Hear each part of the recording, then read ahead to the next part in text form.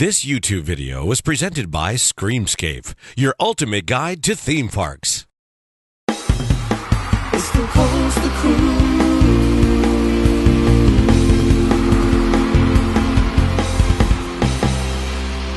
Oh my God, that was so much fun! All right, we are here with Dave Paul from Lindstrand. Now, if you were paying attention to our Facebook page earlier in the week... That's facebook.com/coastercrew. Yes. We posted a picture from the parking lot and said, we have no clue what this dome is, and the convention floor doesn't open for another day. But if anybody could guess what it was, then we would give out some free stuff. Prize, yeah. Yes. Dave, what do you got to give away? I've got Pens! And you know who won? Joel. Joel wins the pens. Wins 2 pens. From Dave. There we go. There we go. All right. Congrats, Joel. All right, so that's the big dome is tell us what it is. It's a AV dome, special event dome, whatever your imagination can go on inside of it. Okay. We've had people thinking about ice sculptures in it. Somebody yesterday was thinking about doing a Cirque du Soleil type show inside of it. So, you know, it just leads yourself to imagination. At night, you can have a translucent type of dome material on there that will let laser lights or projection onto the giant screen.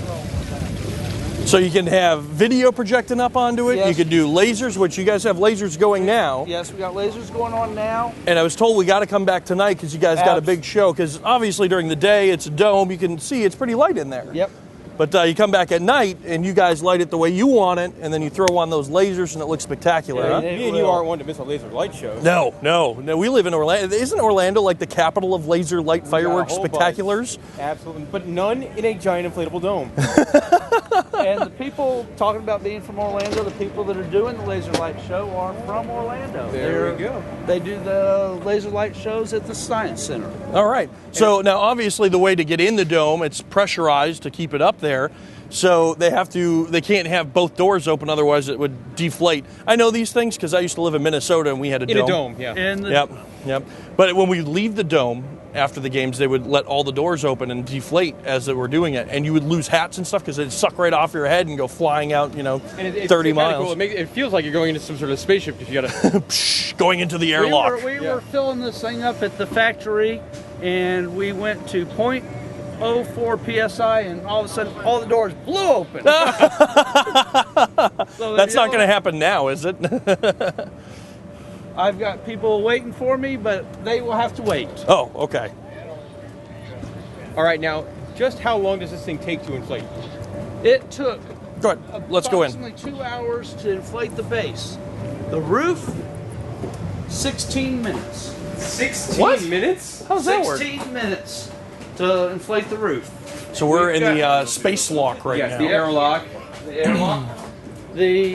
We've got two 8,000 cubic feet per minute blowers that kick on to lift the roof.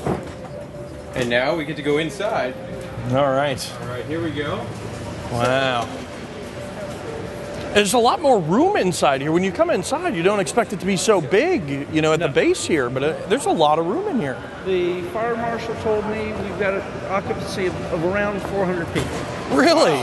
Standing room only. Yeah. You may be a little bit too close to the person in front, so you may want to watch that, but we can put a lot of people in here. All right, very good. It feels like a really, really big space. If you look up and around, Especially if you look up at the ceiling, realizing that's 60 some odd feet up from ground level. Absolutely. Now, and also, this isn't the only kind of product you guys have. But looking around, you do some really cool stuff. We make the little amphitheater. This aerostat was used for the opening and closing ceremonies of the Commonwealth Games, which is England's version of its own little Olympics. It took $1 million worth of helium to fill it. It looks like a spaceship. It is, basically. And what's the purpose of it? It just flies over? It hung in the air. They had mirrors hanging from it. They had puppets hanging from it. That's the way I would want the alien invasion to happen if they come With bearing puppets. beer. With puppets. Beer and puppets. Beer and puppets. I think you said mirrors, but Oh, mirrors. they weren't flooding the stadium with beer. Only in my imagination, folks. Only in my imagination. I would have loved that too. All right, so now here we also have a special guest over here as well. Yes, the founding father of this company, Per Lindstrand, and B. Maurer, who is now the principal owner of the company in the U.S. Hi guys, how you doing? I'm Clint Novak with In the Loop. Nice to meet you guys. You guys have an impressive dome here. Yes. It's, I believe it's the largest transportable theatre in the world. We can take this down in about a couple of hours and bring it up in a couple of hours anywhere in the world.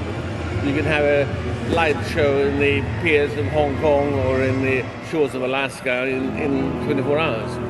And now do you just fly this? You just undo some bricks and this lifts up and flies somewhere and then you can drop it back The down? problem with that is we can only go one way, really. The journey coming back is quite complex. That's what the blowers are for out there. You just point the blowers in a direction.